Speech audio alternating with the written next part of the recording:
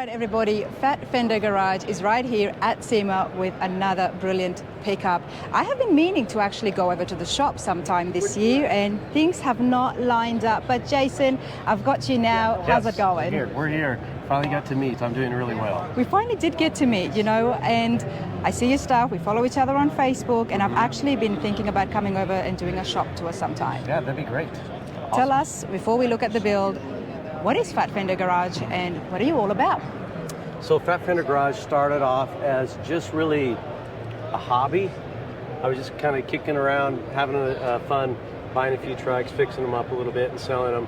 And then one day I thought to myself, I wonder what it'd be like to do something for a customer.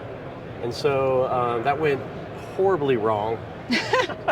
I would like to say we love the honesty. I like to say it turned out really good, but it didn't actually turn out great. His anticipation of what it was going to cost and what I thought it was going to cost couldn't be further apart, which is real common with all the builds. But I'm better at managing expectations a little bit more now. But so we did that one, then we did another one, turned out a little bit better. But honestly, so how long ago was that? How long has this you was like been doing 7 this? years ago. Okay. Yeah, and so still striving to figure out how do you build a cool truck. You see all these cool hot rods and cars and everything, but how do you build a truck that looks as nice as some of these cars? And so kind of a focus. I kind of fell in love with Fords for a while. I still like Chevys. I mean, a lot of people think I'm a Ford guy, but which I guess that's true, but I really like all trucks. You're just trying to keep all of your friends happy here, aren't you? I do. I don't want to. Okay, this is what's I'm Switzerland, right? It's how I feel when I go to a Ford show, when I'm at a Chevy show. What do you say?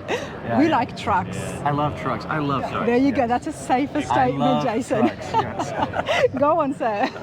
Anyways, so FatFender became basically focused just on trucks and building good quality trucks. And through the course of that, we've been developing a lot of parts and things that we've struggled with finding. We start to develop these parts that we then make available to the public. So I thought, well, if I'm making it once, why should I just make it once? Maybe we should make it twice and we can put it on the website. And so there's a lot of that stuff that we do, and also try to be helpful for those people that are like, I'm doing it in my garage. Can you give me some tips and pointers, right? So how can we be helpful for those people that are like struggling to build their own truck that they might not be able to afford to bring it to us, but they want to still build a nice truck, and so we try to work on products for them. And that's what I have heard about yourself and about your shop as well, that super cool guy, and you're ready to give support and help out if someone's got a question, and we know these through those Facebook groups. Yes. FatFender. I don't see fat fenders here. Well, inverted fenders, maybe. Tell us about the name. Yeah, we started off with 5356 Ford pickup trucks. Okay. And some of the early Chevy 3100 series, those first series the fat trucks. fenders. Yep. And I started there. And so I didn't even think I'd ever get into these. I thought I'd always just stay just right there. I thought I better start a little business. I'm like, well, I like Fords and the FatFender Fords and all this. I'll just call it FatFender Garage, right? Yep. And then we slowly started to just deviate. But I can change the name to Flat Fender Fords or anything like that. So you don't need to change the name. The name is cool because it sticks with you. It's different and you're not going to forget it. I certainly haven't forgotten about it. But Jason, what have you got here today? So very cool. So this truck was a finished truck that we've helped a customer finish. He'd already started it 2.5 years ago. Okay. And it was blue and white, and it was a Dodger themed pickup truck. And so it was already built? It was already built. Okay. And it had this motor in it, but it was on a stock chassis. He'd done some lowering of it, but it's still the original suspension. And he realized after a while it was way too much horsepower for his suspension. Okay, for the suspension. For the original. Yeah. And so then he reached out and said, hey, I want to get a new chassis. And so we work with Porterbuilt Fabrication. We got a new chassis coming for him, and then he said, I think I might need to paint it. And so we decided to repaint the truck, and that kind of was the snowball effect of just starting all over and rebuilding it. And so 1971 Ford pickup truck, a Gen2 Coyote motor with a Whipple Supercharger, and he has about 650 horsepower under the hood. Wow. Very cool. He does have a 6-speed automatic transmission with a low car shifter on it that he has manual sport mode that he can use and kind of shift through the gears. Wow, can we just take in how beautiful this engine bay is, everybody? You know, we were talking about fat fenders, but let's just put it out here. We do have some inner fat fenders happening. Yes, we do have some inner fat fenders because it's really low to the ground, and so we needed the clearance. These are kind of cool. These are brand new. We just released these. These are going to be on our website here in the hopefully by another 30 days. But these are for lower trucks, custom billet hinges that give you a lot of good support, good flexibility to open them and give a lot of clearance here. So you have about from this section here to here you have about 4 inches of clearance before you hit that. So there's a lot of room. Wow, and you make those in shop? Yes, we're making all those. Yep. Wow, that's amazing. Let's have a move around over here. Loving the clean firewall, and the paint color is very different to blue. Yeah, let's come around here and we can take a look. As much as I like to stare at the engine, let's lower the hood for a moment. Yeah, let's do it. Let's get that down. Oh my goodness, look at this, everybody. So I like his idea. Yep. Wow. The roof is off. Wow, very different to blue.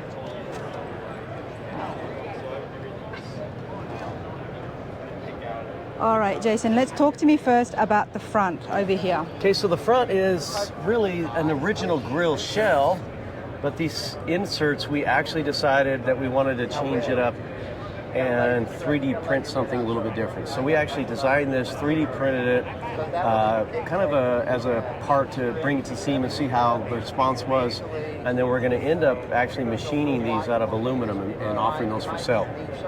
But I love the pattern. I love this right here. You could have not put this here and it would have still looked good, but just adding it on makes it distinctive. We looked at kind of the new Mustangs, and just kind of this little look, and so we're trying to just offer a little bit more of a aggressive look. But yeah. And then this is all Cerakoted. So we Cerakote. So all the colors that you see like this, these matte finish colors, are all Cerakote. All right, educate me, please. What's Cerakote? Okay, so Cerakote is kind of like spraying paint. It's a liquid product. But if a lot of started off like in the gun industry, where people are like painting their guns, and it can handle like extreme temperatures. The heat, okay. The heat, and so a very durable finish. Like it's more durable than just paint itself, and it's thin. So like you obviously, if you have like door handles, you can't powder coat door handles because the material's too thick. You can anodize it, but that doesn't really always look that well. And then so if you try to paint it, door handles are going to scratch. So then you're like, well, what are we going to do? Well, Cerakote actually becomes a really hardened surface and can handle like nicks and scratches much better than any of the other surfaces. Even chips as well? It's pretty good. It's not perfect. Yes. Right? You're still going to get some of that, but it's the most durable thing that we can actually put on the vehicle and use it. And so we use a lot of Cerakote. So all these colors, door handles, mirrors, the trim that's around the windshield, the wiper arms, all that stuff is Cerakote finish. Wow. Love the front bumper. Can I just put it out there? And the dash of black that we can just see. Such small things that add to the overall front look when you stand head on with this.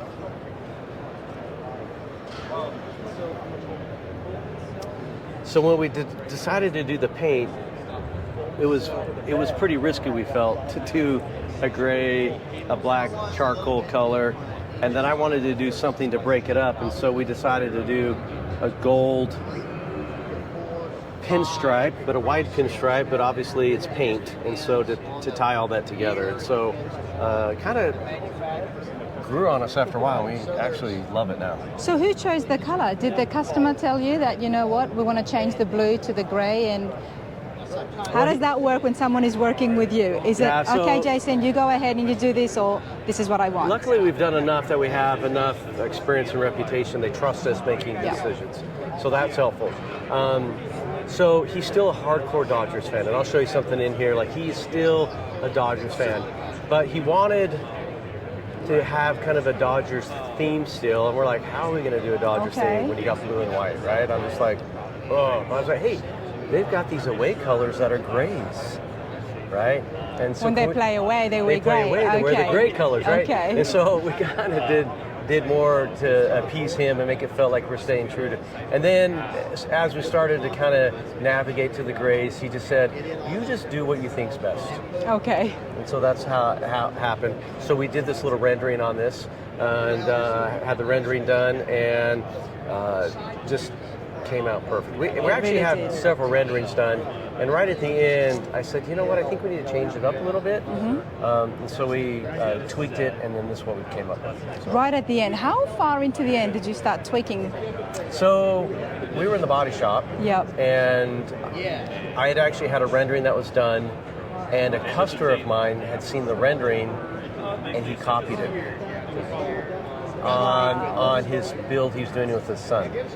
Oh, wow. Because they were faster. Maybe it's not a good idea to share your rendering. Uh-oh. Yeah. And so he copied the little paint scheme because he Yeah. thought it was cool. And it was a different era of truck and whatever. Yeah. And so when I saw it, I was like, I don't know.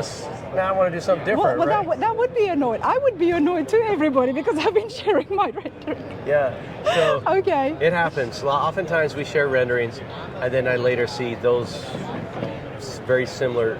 Yeah, it's crazy. I have a truck that we did last year at SEMA, and he said he swore he never saw a rendering. But I am telling you, to the T, color, the wood, the interior, the wheels. I'm Wow. like, whoa, that's literally the same truck. But he said, I mean, in one way, you got to feel quite honored that, Yeah. it's flattering that people Yeah. would like your design. It is, and luckily he's a nice guy, so it didn't really bother me too much. Okay. And I kind of got to see it and say, okay, I do want to change it.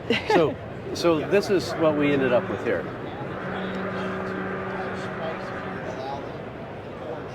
Wow. Just want to show everybody the lines here. Well, if you notice here on a bump side, look how crisp that is right there. That's not stock. That's not It's very stock. sharp. Yeah, It's very sharp. We wanted to enunciate every little line on this truck just to make sure we captured all the detail that it has. I'm really liking that. I mean, this is a beautiful truck, but I'm loving this feature right here. Wow, it's very sleek. And before we move any further, talk to me. So the AG wheels, Wow. beautiful, 3-piece wheel. And you can have different size wheels for the trucks, and especially these ones Yeah, here. you can. Yeah, you can put. What have you got to give it this mean stance? Well, I don't actually remember. Okay. There's been so many. I have to look at the Thinking, tire. God, this I believe girl we is so did annoying. 22. I believe we did 22s all the way around. Okay. And the rocker panels are black, and I'm seeing a light. Is that just Yes. me? Or Yeah, is there a light? No, we actually put. There's no light. There's no light. No, it's Even just- the camera's picking up. Yeah, there is. I see what you're saying, kind of right here. Yeah. But no, we did continue the black and a gray stripe, just kind of right through there, a little bit smaller. It's a grayer stripe. Wow. Yeah. So when it's out in the sun, you can pick that up pretty good. Wow. Let's have a look at the bed, and then we're going to look at the interiors, because as you can see, they definitely stand out. And that is a very cool color. One I would not have expected to go so well with the gray, but No, it does. well, what we did is we took this this gold stripe right here, and I said, let's make that the interior color.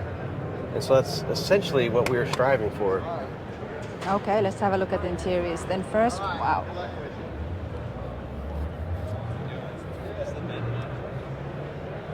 All right, talk to me. What seats do we have? So these are some Recaro seats that we actually recovered. He wants to eventually, after he's got a few scratches in it, he would like to do a little bit of track racing, maybe go to a Good Guy show. So we put a console in there, we 3D printed that console, designed all that, and you got a TMI dash pad, you've got Spark steering wheel, Restomat AC. We'll go around to the driver's side in a minute, but let's have a look here. This is how much is stock, like the look? And obviously this here has been customized. Yeah, for the most part, the dash minus, the radio a little bit, it's all kind of stock still. Yeah, we tried to maintain as much of that dash as we could. We changed the colors up a little bit, and the inside is gray, but it's all a matte finish. This is beautiful. So This is beautiful. I never would have thought that this, I mean, it's not necessarily gold. I look at it more of a lighter shade of tan, that it would go so well with the gray. Yeah. Usually you imagine it with definitely black, of course, and red and...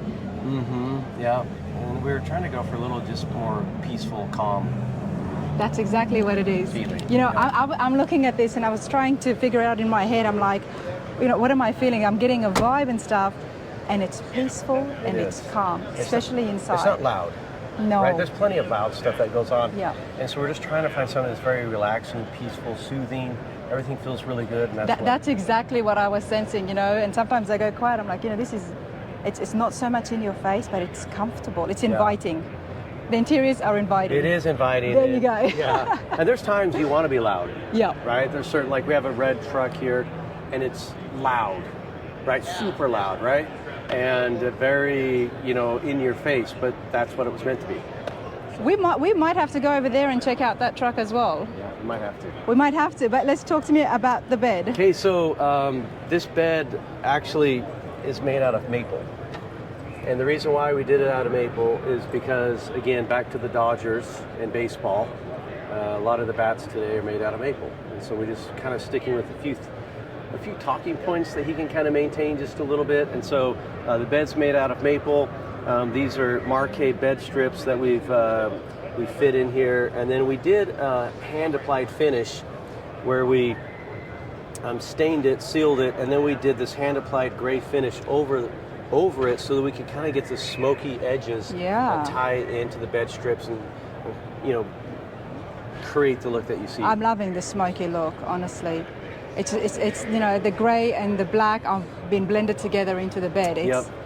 Wow. Now, to open this, is there one of these panels here that just pops open? Actually, I've got a button inside. Let me grab the key and we'll open it up. Great, let's do that. Oh. I gotta turn the power back on because I always turn it off at SEMA.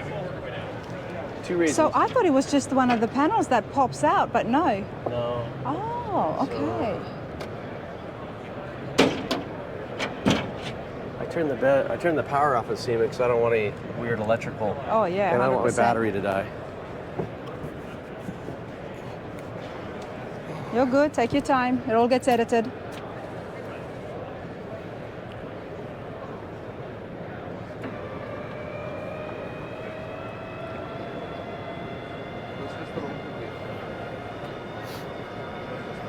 Now, you know, this is why I love trucks, everybody.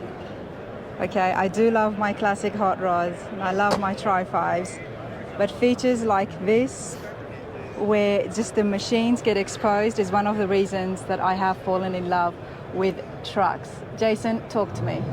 So under here is a brand new frame, which is initially what started the rebuild of the truck, and it's made by a friend of mine named Nate Porter, so Porterbuilt Fabrication. Him and I have worked over the last few years developing chassis for Fords. Of course, you got a Curry 9-inch rear end, Borla exhaust, you got an aluminum drive shaft. It's on coilovers so that it has the ability to have some performance, made by Falcon. And of course you got a 4-link and a panhard bar and your fuel tank. So you have to actually lift it up to put the fuel in it, but we just didn't want anything like through the floor or anything like that you would see, so it'd be nice and clean. It's definitely very clean. Very clean indeed. Wow. It's a beautiful Ford, everybody.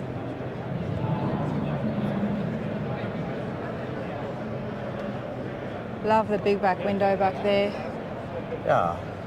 And we actually added the rubber. Kept this rubber and the stainless steel. The stainless steel but there? We Cerakoted it black just to give it a little bit better look than just the rubber. Oh, wow. It looks a little funny when it's just rubber, and so we decided to add the stainless to it. Look nicer. Tell me about the black here, and then I just want to know about the black before we wrap it up. Yeah. So this is... It's not a black. It's not black. So we thought black might be too far. Like okay. If we went too far. So we try to come up with a really dark gray. Gray, exactly. And I only noticed that because I got really up close. Yeah, as you get close, and there's some pearl in it. There's some pearl in here, and there's actually, when you have it outside, there's pearl in this paint as well. And so it has a little bit more movement when it gets outside in the sun. Under the lights, it's supposed to look kind of like almost black, gray, and gold when you just casually look at it in the shadows. But out in the sun, it starts to look a little more charcoal, and you start to pick up some of the pearls that are in the paint. They're subtle, but I hardly ever spray anything solid colors. Hardly ever. It always has pearl. We use some metallics, but very rarely. Like, I don't like the way the metallics lay, or sometimes with modeling in the metallics that is very difficult. Touching up certain metallics are tough, but the pearls, and a lot of pearls sometimes, can create the flop and the look that you're trying to accomplish. And so we tend to lean more towards pearls. It's also much finer than the metallics. There is so much details here. This is a magnificent build, Jason. You know your stuff. It clearly shows to be thinking about all of those details, and not just that, but how do they all flow in together? Right. Well, you have a year and a half, 2 years to think about it. So it comes together eventually. No, amazing. Absolutely amazing. Appreciate this so much. Thank you so much. Thank you.